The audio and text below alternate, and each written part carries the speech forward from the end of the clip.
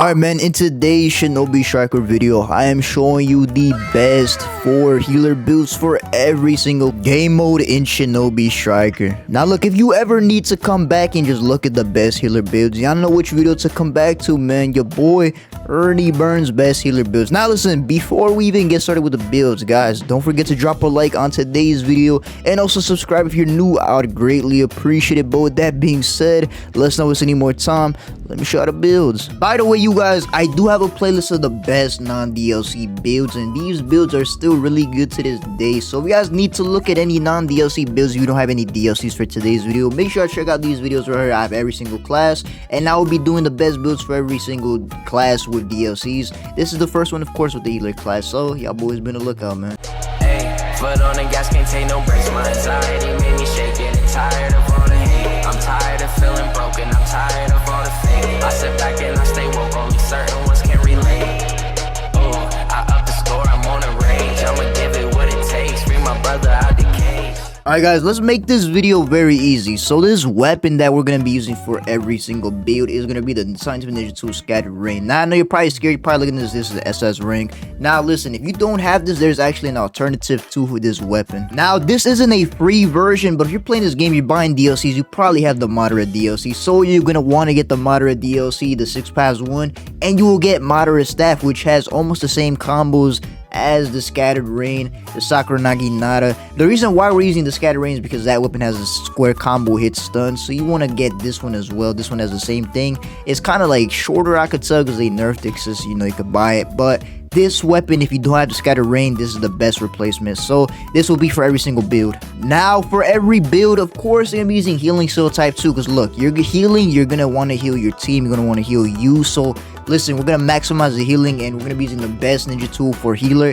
the Healing Seal type 2 for every single class. Now those are the things that we're using for every single class. Now let's move on to the combat battle build that you want to be using for healer. So for combat battle, the stats you want to be using is First Blood, Armed and Dangerous, and 1 in a million. The first ninjutsu from the free Sakura VR Master. Yes, you heard me right, Sakura. This is the best healing jutsu in the game. You get Sailor Extraction Jutsu.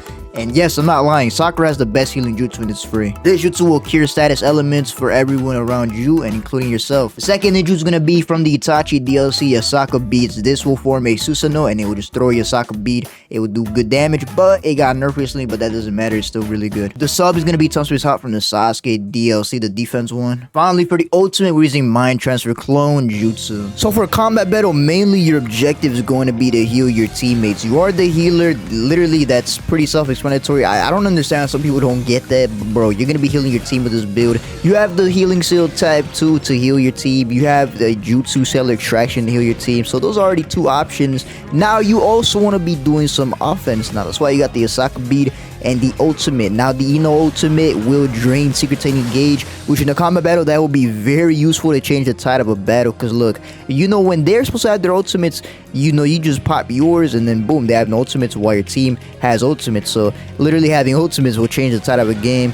And yeah, man, of course, you have your Sakura Bead to do damage, Cell Extraction to heal, like I said. So this is a very easy build to use, man. And yeah, this is literally the best build that I would use if I was like trying to just play a competitive game. This is my go-to build. Y'all boys, let me know what y'all think. Now we move on to the best base battle healer build. Now for the stats, I want you guys to be using First Blood, Clear Mind, and Unbending Will. The first ninjutsu is going to be Sailor Extraction Jutsu. The second ninjutsu from the My DLC, Water Style Water Pillar Jutsu. This will form a water pillar which can counter a lot of stuff in the game. Some stuff do break it, so be on the lookout for that, but usually you'll be countering everything, and this is mainly told off basis. The sub is going to be Tongue Space Hop. Finally, for the ultimate from the Itachi DLC, Izanami. So with this build right here, man, you have healing and Sailor Extraction in the Healing Seal type 2. Now you have an addition of Water Pillar. Water Pillar is one of them barrier type moves in this game, which will defend you from any attack, which this is very good for base battle because you could pop this and it will just hold off a base. Some jutsus can literally not get past Water Pillar. Some jutsus can though.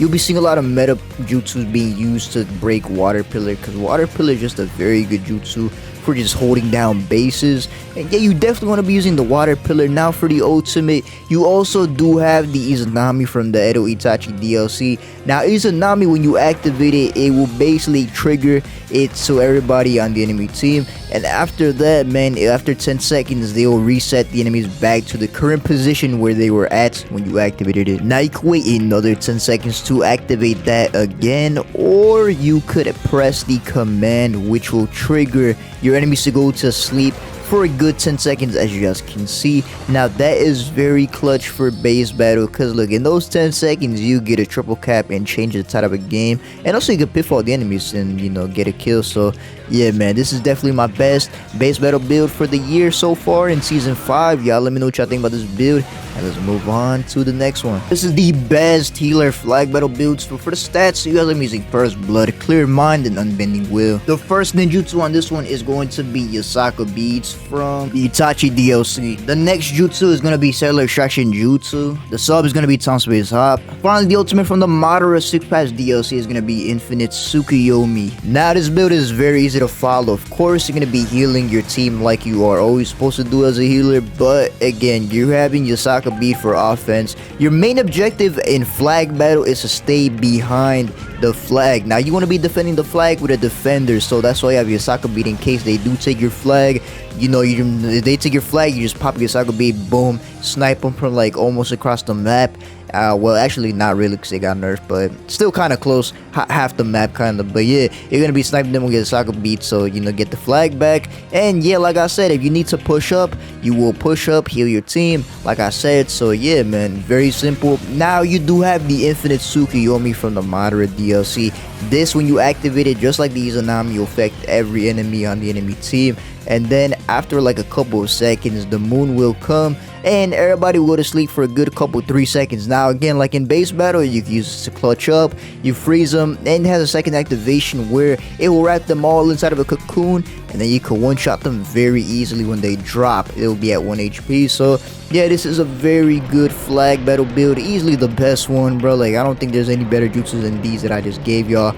But yeah, man, yo, let me know which ones y'all build so far, bruh. Now listen, we all have different preferences for pits, but in my personal opinion, this is probably the best build that you will not lose with. And if you lose with this build, I'm not gonna lie, you need to get your skill level up. So let's get started with the stats. We're using First Blood, I'm Dangerous, and Battle Hardened. And this is for the pit build, by the way. The first jutsu that I like to use is Sasaka Beats from the Itachi DLC. Now the second ninjutsu, Heavy Boulder Jutsu. This will do a little attack on your enemy, and it will boost your defense and make them slow. This does a lot of things, and I think you get it by playing 50 games of healer. The sub is going to be Time Space Hop from the Sasuke DLC. Finally, the ultimate Mind Transfer Clone Jutsu from the Ino DLC. Now if you notice throughout the builds, you literally see cellular extraction in every single build but this one. Now the reason why is because in the survival exercise, or the pit as people like to call it, you be by yourself, so I feel like you don't need that much healing. A healing seal type 2 is already enough. So I like to use the Yasaka Bead because look, Yasaka Bead is one of the most broken jutsus in the game. You get super armor, you get a lot of distance with that tracking, and it does a lot of good damage. Now Heavy Boulder Jutsu is a little smack to the opponent. It will raise your defense, and it's just very good to combo with as well. So you have those two jutsus, and you have the Mind Transfer Clone Jutsu from the Ino DLC, which this could clutch up a survival exercise game very easily, because if you get everybody in that, boom, they're just all gonna blow up, and the more closer they are, the bigger the damage will be. So yeah, man, let me know what you guys think about my best builds in 2023 for healer class. Listen, this is definitely one of my favorite builds, and if you guys notice as well, if you've been watching me for a minute, I've probably done some build videos on some of these builds. So you know what I'm saying, your boy Ernie is the plug, bruh. So if you guys do enjoy the video, guys, again, make sure you guys like and subscribe if you're new. If you made it this far, comment down below the number 30, and also comment your favorite build down below. I do appreciate you guys, and hope you guys all have a blessed night or day, and I will see you guys next time, bro. Peace. Might just cop a coupe with no roof, I deserve it. I just looked inside the bag and told the plug it perfect. Diamonds perfect, got that